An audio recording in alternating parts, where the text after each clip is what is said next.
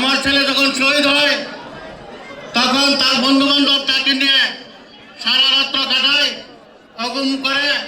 পরের দিন তার জানাজা, শুক্রবারে জানাজা দেওয়া হয়। সেই জানাজার পর তার সাথে বন্ধু বান্ধবরা জানাজা নামাজের পর আবার আন্দোলনে ঝাঁপিয়ে পড়ে এবং সেই আন্দোলনে গিয়ে রেদওয়ান আহমেদ রিয়াজ জয় নামে একটা ছেলে শহীদ হয়, আমার ছেলের বন্ধু।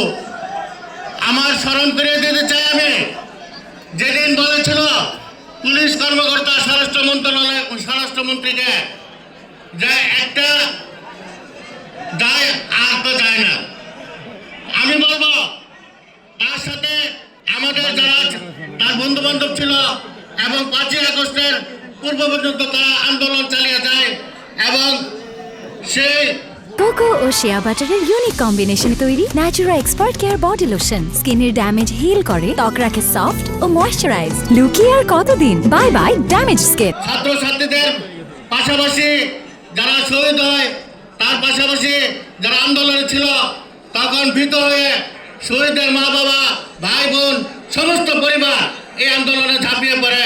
আমরা সেদিন 5ই আগস্ট পর্যন্ত সেই আন্দোলনে ছিলাম।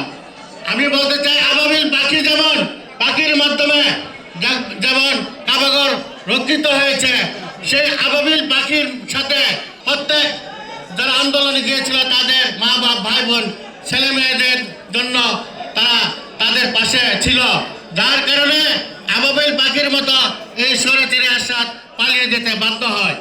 এবং এই আন্দোলনের পর আমার বাসায় তৎকালীন শিক্ষামন্ত্রী সহ 3-4 জন মন্ত্রী এবং বিভিন্ন পর্যায়ের নেতৃবৃন্দ আসছিল এবং শেষ পর্যন্ত আমরা শেখ হাসিনার কাছে যাই নাই, কারণ আমরা 10 দিন পূর্বে বাসা ত্যাগ করতে বাধ্য হয়েছিলাম।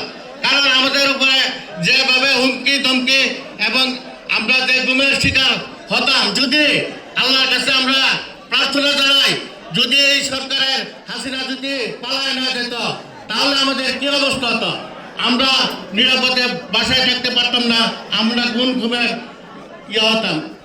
কাজে আমি বলতে চাই, আগামী দিনে যে সরকার আসবে, এই সরকার আমাদের এই যারা আহত হয়েছে এবং যারা শহীদ হয়েছে এবং শহীদ পরিবারের মধ্যে যারা বিশেষ করে লেখাপড়া বন্ধ হয়ে যেতেছে, আর্থিক অনশন আছে, জনবল বলল 200-250 জন ছেলে মেয়ে আছে, তাদের একটা ব্যবস্থা গ্রহণ করার জন্য আমি আগামী দিনে সরকারকে আহ্বান জানাবো তাদের জন্য ব্যবস্থা গ্রহণ করে। এবং আপনারা জেনে খুশি হবেন যে এই আন্দোলনের পরে বিএনপি সহ, জামাত ইসলাম সহ এবং তৎকালীন সরকার, আওয়ামী লীগ সরকার সহ আমাদেরকে 5 লাখ 10 লাখ চেক দেওয়ার জন্য বিভিন্ন দল থেকে গেছিল, কিন্তু আমরা কারো কাছ থেকে একটি পয়সা নেই নাই।